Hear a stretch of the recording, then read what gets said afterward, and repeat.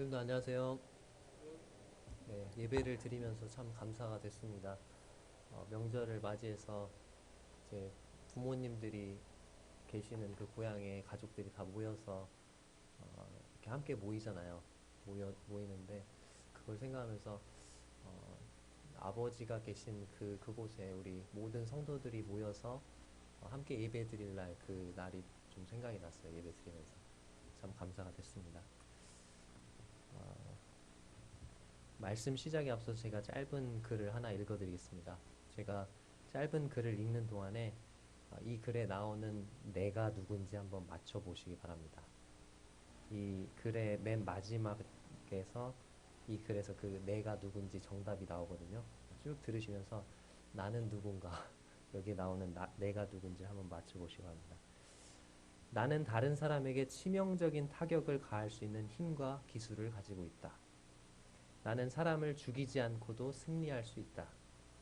나는 가정과 교회와 국가를 파괴한다. 나는 수많은 사람의 인생을 파괴한다. 나는 바람의 날개를 타고 여행한다. 아무리 순결한 사람이라도 내게는 무력하며 아무리 정결한 사람도 내게는 무력하다. 나는 진리와 정의와 사랑을 경멸한다. 나는 나의 희생자를 전 역사와 전 세계에 갖고 있다. 나는 바다의 모래보다 더 많은 나의 노예를 거느린다. 나는 결코 망각하지 않으며 결코 용서하지 않는다. 나의 이름은 중상모략이다. 네, 이 글을 처음 읽었을 때 정말 그렇구나 하는 생각이 들었어요. 중상모략은 다른 사람에게 치명적인 타격을 가할 수 있는 힘과 기술을 가지고 있죠. 뭐 가정과 교회와 국가를 파괴하고 수많은 사람의 인생을 파괴하고 바람의 날개를 타고 여행한다 그랬는데 다른 사람에 대한 나쁜 말은 얼마나 빠른지 순식간에 전파되잖아요. 그죠? 결코 망각하지 않고 결코 용서하지 않는 것. 중상모략이죠. 남의 허물과 잘못을 결코 잊어버리지도 않고 용서하지도 않는. 추석 명절을 맞이해서 출타 중인 성도님들도 많이 계시고 또 오늘 고향 방문차 반가운 얼굴들도 많이 계신데요. 추석 명절 당일에 무슨 말씀으로 교제를 하는 게 가장 좋을까 고민을 좀 많이 했습니다. 근데 명절을 맞아서 가족들이 이렇게 한 자리에 모이게 되면 가장 많이 하는 게 뭐인 것 같아요? 말이더라고요, 말. 이런저런 이야기들 많이 하잖아요. 그렇게 말을 하는데 그런데 어떤 말 한마디로 그 분위기가 어떻게 될 수 있어요? 싸늘해지고 갑자기 벌떡 일어나가지고 간다 그러고 가버릴 수도 있는 거잖아요. 근데 또 어떤 말 한마디가 복음을 전할 수 있는 그런 기회를 만들기도 하더라고요. 그래서 믿지 않는 가족과 친지들이 모두 함께하는 그 자리에서 우리가 그리스도인으로서 합당하고 아름답고 덕스러운 말을 한다면 참 좋겠다 그런 생각이 들었습니다. 그래서 오늘은 어, 혀를 조심하라는 제목으로 말씀을 교제하도록 하겠습니다. 너무 긴장하지 마십시오. 제가 오늘 말씀을 준비할 때 주변에서 들었던 충고와 조언이 딱 한마디 있었어요. 짧게 하라. 그래서 예, 짧게 되도록 짧게 예, 격가지 이런 거 다 쳐내고 아주 핵심만 해서 예, 30분 내외로 해서 마치도록 하겠습니다. 성경 야고보서 3장 1절에서 12절입니다. 교독하겠습니다. 신약 성경 373페이지입니다.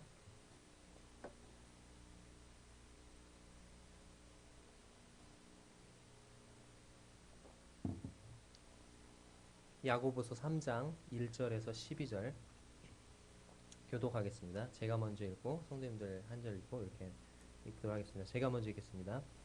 내 형제들아 너희는 선생된 우리가 더 큰 심판을 받을 줄 알고 선생이 많이 되지 말라.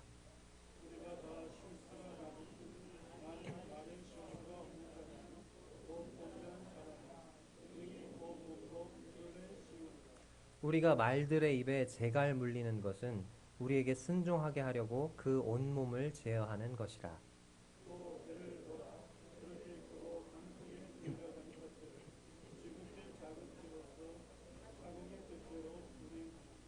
이와 같이 혀도 작은 지체로 돼 큰 것을 자랑하도다. 보라, 얼마나 작은 불이 얼마나 많은 나무를 태우는가.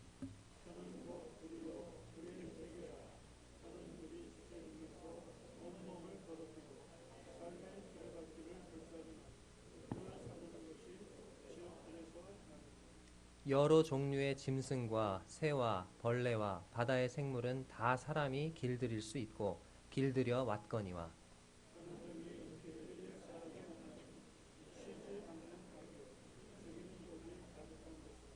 이것으로 우리가 주 아버지를 찬송하고 또 이것으로 하나님의 형상대로 지음을 받은 사람을 저주하나니.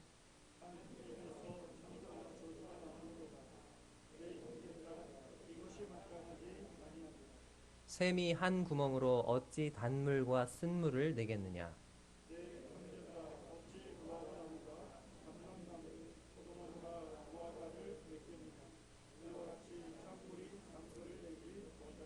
네.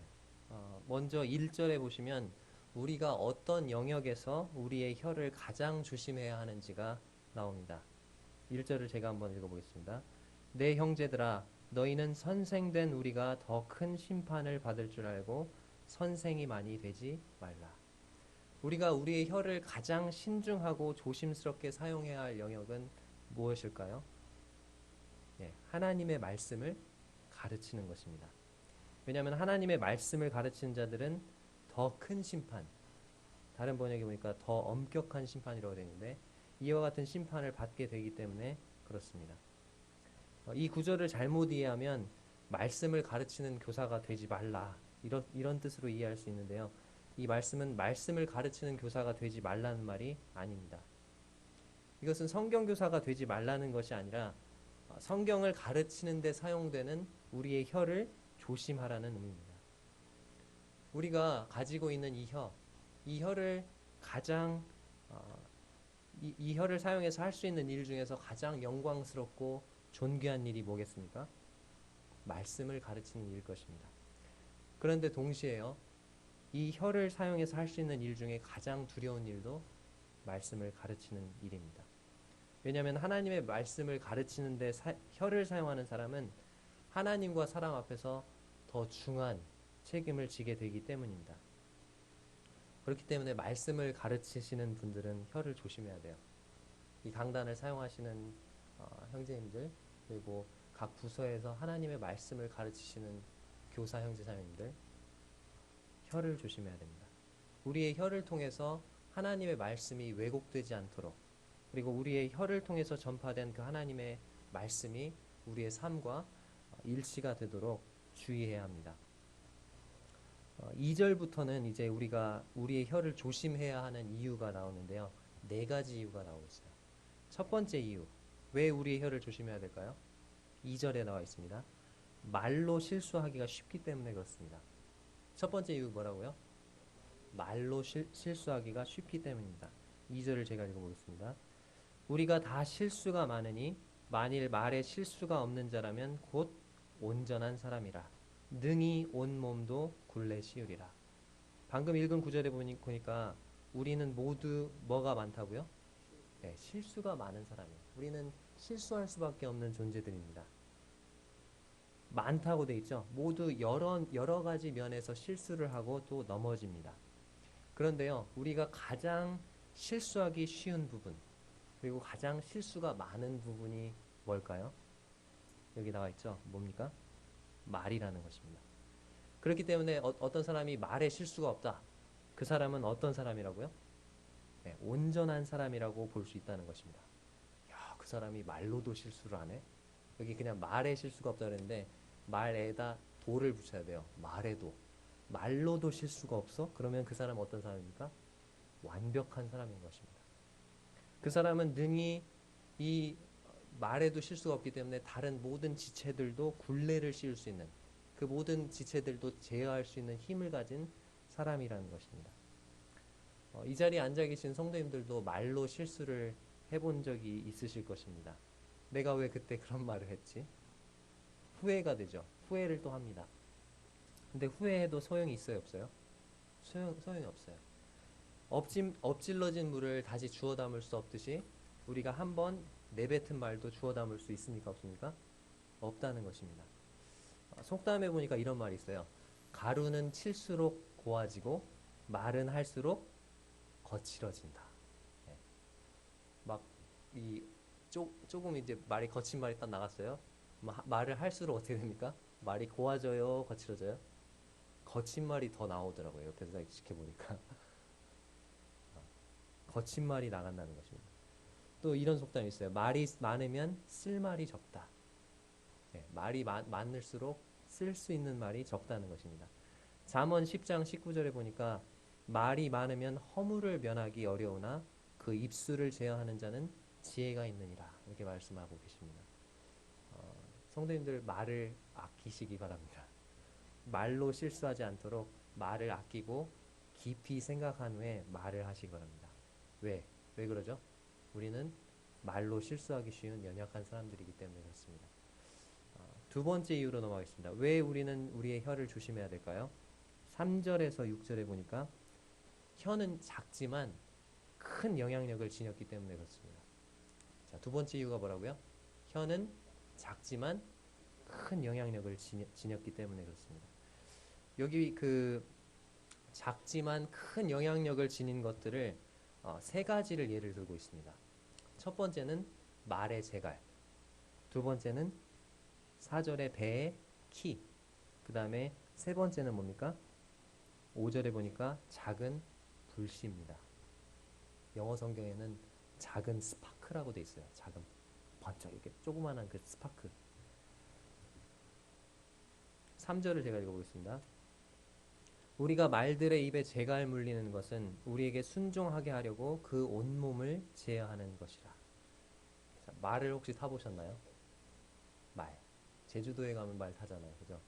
여기 경마축산고라는 데가 있는데 거기 근무하시는 선생님이 계셔가지고 제가 한번 그 학교를 방문했는데 김쌤 말 좀 한번 타볼 거야? 저 말을 한번 탄 적이 있는데 말은 사람보다도 훨씬 어때요? 키가 큽니다. 덩치도 크죠. 근데 그렇게 큰 말을 제어하는 것은 바로 뭡니까? 이 말의 입에 물린 조그마한 재갈이라는 거예요. 이 재갈은 말의 입에 물리는 작은 쇳조각인데요. 이 말의 입에 재갈을 물리면 이 재갈이 그 말의 혓바닥과 그 주변의 신경을 누른대요. 그래서 아프겠죠. 근데 이제 그 재갈에 고삐를 연결하잖아요. 근데 그 고삐를 이쪽으로 잡아당겨. 그러면은 신경이 어느 쪽이 눌리겠습니까? 이쪽이 눌리겠죠. 그러니까 아프니까 이렇게 이쪽으로 고개가 돌아가면서 방향을 어떻게 해요? 전환합니다. 이쪽을 당기면요. 이쪽이 아프니까 이쪽으로 돌리겠죠. 둘 다 당기면요.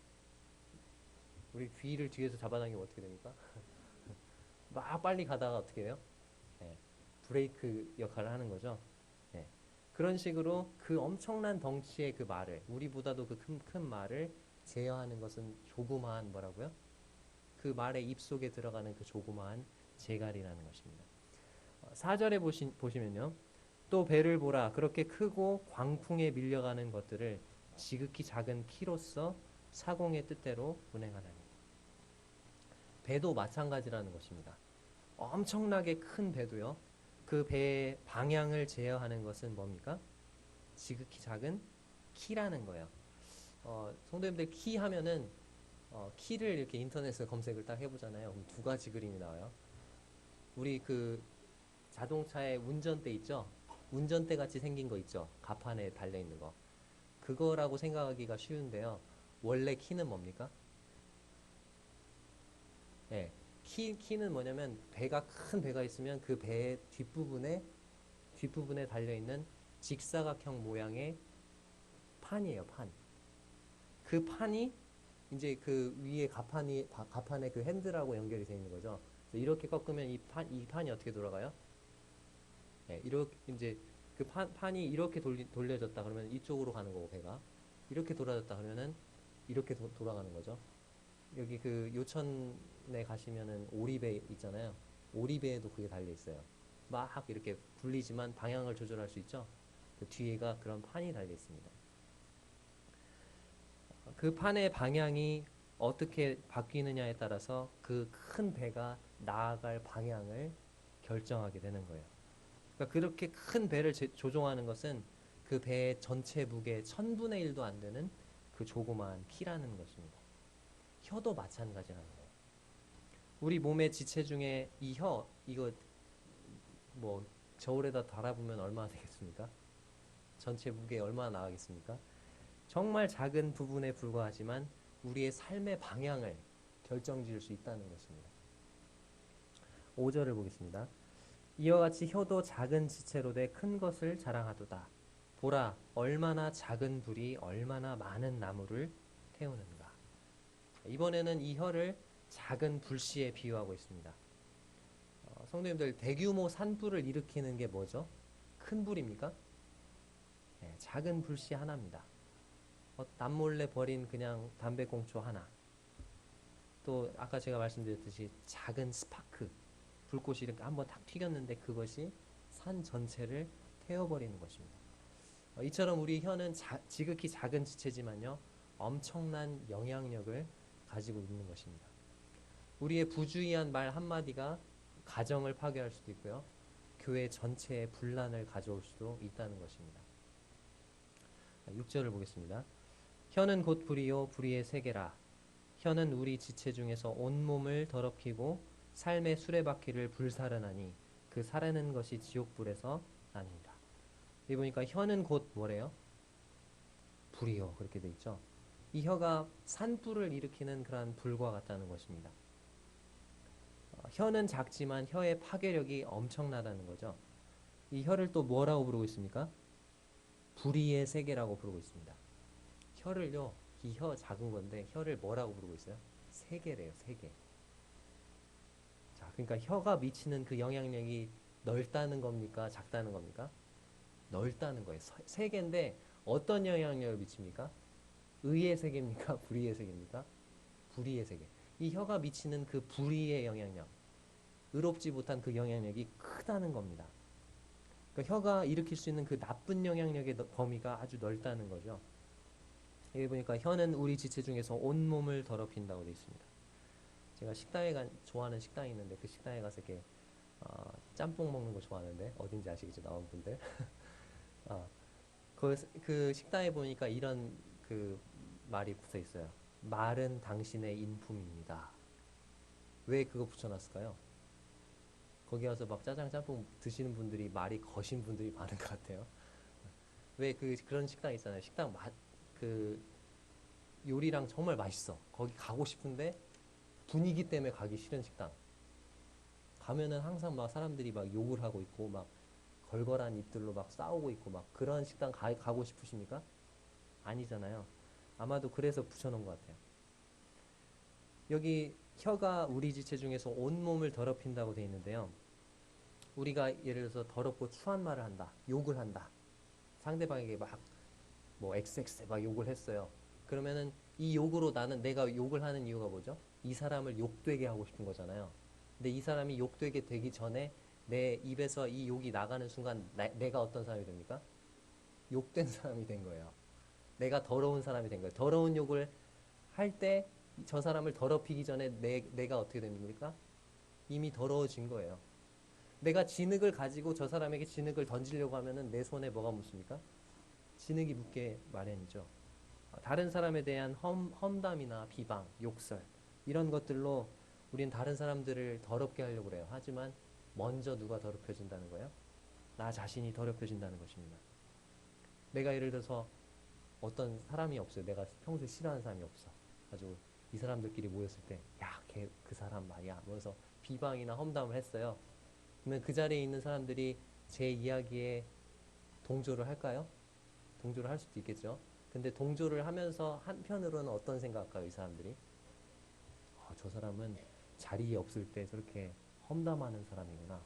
내가 그 자리에 없으면 나도 험담할 사람이구나. 그렇게 생각한다는 거예요. 그러니까 내가 이렇게 더럽고 추한 말을 하게 되면은 그것으로 그 사람에게 해를 입히기 전에 내가 이미 어떻게 됩니까? 네, 더러워진다는 것입니다. 여기 보니까 혀는 온몸을 더럽힐 뿐만 아니라 또 삶의 수레바퀴를 불사른대요. 우리의 삶의 수레바퀴, 우리 인생 전체를 파멸로 이끌 수 있다는 것입니다. 말 한마디 잘못해가지고 인생 전체를 이렇게 망치는 경우 보신 적 있으십니까? 많잖아요. 그런 경우 많잖아요. 뉴스에도 많이 나오잖아요. 혀는 이처럼 작지만 큰 영향력을 지니고 있다는 것입니다. 이 혀는 우리의 인생의 방향을 결정할 수도 있고 또 나와 내 주위의 사람들에게 큰 해를 미칠 수도 있다는 것입니다. 그렇기 때문에 우리는 우리의 혀를 조심해야 됩니다. 세 번째 이유를 살펴보겠습니다. 세 번째, 왜 우리는 우리의 혀를 조심해야 될까요? 7절과 8절에 나와 있는데요. 혀는 길들일 수 없기 때문에 그렇습니다. 자, 세 번째 이유가 뭐라고요? 혀는 길들일 수 없기 때문에. 7절과 8절 제가 읽어보겠습니다. 여러 종류의 짐승과 새와 벌레와 바다의 생물은 다 사람이 길들일 수 있고 길들여 왔거니와 혀는 능히 길들일 사람이 없나니 쉬지 아니하는 악이요 죽이는 독이 가득한 것이라. 여기 보니까 여러 종류의 짐승이 나옵니다. 형님들 혹시 코끼리가 농구하는 거 보셨어요? 코끼리가 농구를 하더라고요. 농구공을 딱 잡더니 이거를 농구 골대에다가 쫙 이렇게 던지는데 그게 들어가더라고요. 코끼리 쇼를 한번 봤는데 축구를 하더라고요. 코끼리가.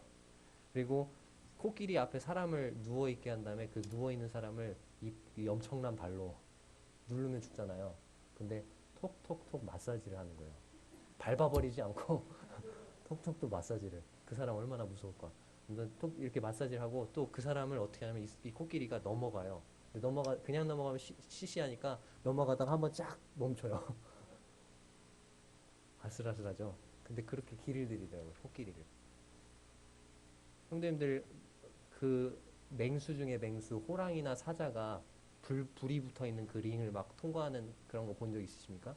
TV로라도 보신 적 있으시죠? 그렇게 맹수를 길들인다니까요, 사람들이.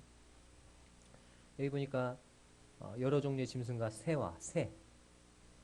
우리 매나 비둘기를 뭘로 씁니까? 전쟁 시에 연락병으로 쓰잖아요. 대단하죠? 그 다음에 벌레라고 되어 있는데요. 이 벌레가 표준 세번역에는 기는 짐승으로 나옵니다. 공동 번역에는 길짐승, 영어 성경에는 파충류로 나오는데요. 악어 같은 거 보세요. 기어다니는 짐승. 악어가 입을 딱 벌리고 있는데 조련사가 어떤 일을 하죠? 물론 그러다가 죽은 사람도 있지만 그 입을 딱 벌리고 있는데 거기다가 머리를 집어넣잖아요. 이렇게. 그러다가 딱 빼잖아요. 근데도 이 악어가 입을 닫지 않죠. 그렇게 길을 들인다는 것입니다. 바다의 생물. 물개나 돌고래쇼 많이 보시잖아요. 이 바다의 생물까지도 길을 들일 수 있고 또 길들여 왔다고 얘기하고 있습니다. 그런데 하나님께서는 우리가 길들일 수 없는 것이 한 가지 있다. 그렇게 말씀하시는데 그게 뭡니까? 네, 바로 혀입니다. 혀. 이 혀는 쉬지 아니하는 악이다. 그리고 죽이는 독이 가득한 것이다. 그렇게 말씀하고 계세요. 혹시 여기 이 자리에 계신 성도님들 중에서 나는 내 혀를 어느 정도 길들였어. 이렇게 생각하시는 성도님 계십니까? 난 좀 구원받은 지가 오래되고 언어를 좀 그래도 잘 절제할 줄 알아. 신앙의 연륜이 좀 쌓였기 때문에 이제 난 내 혀를 어느 정도 길들였어. 이렇게 생각하시는 분 계십니까? 그거 잘된 생각입니까? 잘못된 생각입니까? 이 말씀에 비춰볼 때 잘못된 생각이에요. 착각입니다. 혀는 길들일 수 없습니다. 혀는 항상 조심해야 되는 것이다. 왜? 쉬지 않고 악을 내뱉을 준비가 되어 있는 것이기 때문에, 다른 사람을 죽이는 독이 가득한 것이기 때문에 이 혀는 항상 조심해야 되는 것이다. 그렇게 말씀하고 있어요. 내 혀는 이 정도면 됐어. 그런 생각을 버리시기 바랍니다. 괜찮다고 생각했던 그 나의 혀가요, 다른 성도들에게 독이 될 수 있는 것입니다. 그래서 우리 혀를 조심해야 돼요. 네 번째 이유입니다. 마지막 이유인데요. 우리 혀를 조심해야 되는 이유가 무엇일까요? 9절에서 12절에 나옵니다. 한 입에서 선과 악이 함께 나오는 것이 합당하지 않기 때문에 그렇습니다. 자, 네 번째 이유 뭐라고요? 한 입에서 선과 악이 함께 나오는 것이 합당하지 않기 때문에 그렇습니다. 이 야고보 사도는요, 이에 대한 그림을 두 가지를 우리에게 보여주는데, 첫 번째는 샘입니다. 샘물. 두 번째는 뭡니까? 나무입니다. 나무. 하나님은 이 세상의 것들을 가지고 우리에게 교훈을 해주시는데요. 이 세상에 짠물과 단물, 짠물과 민물을 동시에 내는 샘이 있을까요? 없다는 것입니다. 우리 산에 가면은 샘물 있잖아요. 바닷속에도 뭐가 있어요? 샘이 있잖아요. 바닷속에 있는 샘은 무슨 물만 낼까요? 짠물만 내겠죠. 산속에 있는 샘은요. 짠물을 낼까요? 민물을 낼까요? 민물을 내겠죠. 민물이 나는 샘이면 민물만 난다는 것입니다. 짠물만 나는 샘이면 짠물만 난다는 것입니다. 그렇다면 이 세상에 두 가지 열매를 동시에 맺는 나무가 있을까요? 없습니다. 무화과 나무는 뭘 맺죠? 무화과를 맺습니다. 포도나무는 포도를 맺는다는 것입니다. 무화과 나무가 감람 열매를 맺거나 포도나무가 무화과를 맺지 못합니다. 그런데 모순되게도, 정말로 모순되게도 우리는 우리의 혀로 이 두 가지를 동시에 하려고 하고 있다는 거예요. 우리의 이 한 입에서 무엇과 무엇이 동시에 나오고 있습니까? 찬송과 저주가 동시에 나오고 있는 것입니다. 이것이 마땅할까요? 네, 마땅하지 않다고 말씀하고 있죠. 자, 9절을 함께 읽어보겠습니다. 9절 시작. 이것으로 우리가 주 아버지를 찬송하고 또 이것으로 하나님의 형상대로 지음을 받은 사람을 저주하나니. 이게 얼마나 모순이 되는 일인지 제가 말씀드려 보겠습니다. 자, 우리가 우리의 혀로 누구를 찬송합니까? 여기 보니까 누구를 찬송해요? 네, 주 아버지라고 돼 있죠. 주 아버지라고 돼 있는데 주 아버지가 누굽니까? 하나님이시잖아요. 하나님. 우리가 우리의 혀로 하나님을 저주합니까? 아니잖아요. 하나님 저주할 수 없잖아요. 왜? 그게 두려운 일이라고 생각하기 때문에 그렇게 합니다. 하나님은 우리의 찬송을 마땅히 받으실 분이시다. 그렇기 때문에 우리는 이 혀로 뭘 돌리죠? 하나님께 찬송을 돌려요. 아, 그분은 찬송 받으셔야 돼. 저주를 감히 할 수 없죠. 근데 사람들을 대할 때는 어떻습니까? 사람들을 대할 때는 어때요? 우리 혀로 사람들을 거리낌 없이, 그리고 함부로 어떻게 합니까? 거친 말을 하죠. 비방하는 말을 합니다. 험담합니다. 욕을 합니다. 근데 그렇게 우리가 저주한 그 사람이 어떤 사람이라는 거예요. 여기 보니까 하나님의 형상대로 지음을 받은 사람. 내가 방금 찬송을 드렸던 그 하나님을 닮은 존재라는 거거든요. 하나님이 아들처럼 또는 딸처럼 귀하게 여기시는 존재라는 거거든요. 사람이. 하나님께서 보시기에 이 모든 피조물 중에서 가장 존귀하게 여기시는 그 사람을 저주하는 일을 바로 우리 혀가 아무 주저 없이, 거리낌 없이 하고 있다는 것입니다. 하나님 저주하는 건 두려운 일인데 사람 저주하는 건 두려운 일이 아닌가요? 똑같은 거죠. 사람을 저주하는 것은 바로 누구를 저주하는 것입니까? 하나님 저주하는 거잖아요. 어떤 아들을 막 욕을 했어요. 그러면 그 누가 기분이 안 좋겠습니까? 아버지가 기분 안 좋겠잖아요. 우리는 지금 그런 모순된 일을 하고 있다는 거예요. 자동차 막 운전하다가 막 누가 확 나왔어. 그러면 어떻게 하죠? 막 세상 사람처럼 욕은 하지 않지만 막 이렇게 험한 말을 하잖아요. 근데 그 사람이 누구라고요? 누구를 닮은 사람이라고요? 네, 하나님을 닮은, 하나님의 형상대로 지음받은 사람을 저주한다는 거예요. 우리가 이 혀로 하나님 찬송하면서 동시에 그 하나님의 형상을 닮은 그 존귀한 사람을 저주한다는 것입니다. 이게 얼마나 큰 모순인지를 우리에게 지적해 주고 계시는 거예요. 그래서 내 형제들아, 이것이 마땅하지 아니하니라. 우리의 혀가 하나님을 찬송하는 혀라면 다른 사람들을 세워주고 도와주고 붙들어 주는데 우리의 혀가 사용돼야 된다는 거예요. 로마서 12장 1절에 이런 말씀이 있습니다. 그러므로 형제들아, 내가 하나님의 모든 자비하심으로 너희를 권하노니 너희 몸을 하나님이 기뻐하시는 거룩한 산 제물로 드리라. 자, 뭘 드리라고요? 우리 몸을 뭘로요? 거룩한 산 제물로 드리라. 거룩한 산 제물로 우리 몸을 드릴 때 우리 혀는 빼놓고 드려야 됩니까? 아니면 우리 혀도 같이 드려야 됩니까? 네, 우리 혀도 거룩한 살아있는 제물로 드려야 된대요.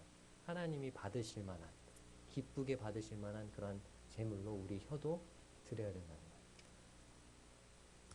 우리가 성도로서 하지 말아야 할 말과 해야 할 말이 에베소에 좀 나와 있는데 한번 찾아보겠습니다. 에베소서. 자, 앞으로 좀 넘기셔서 에베소서 4장 25절입니다.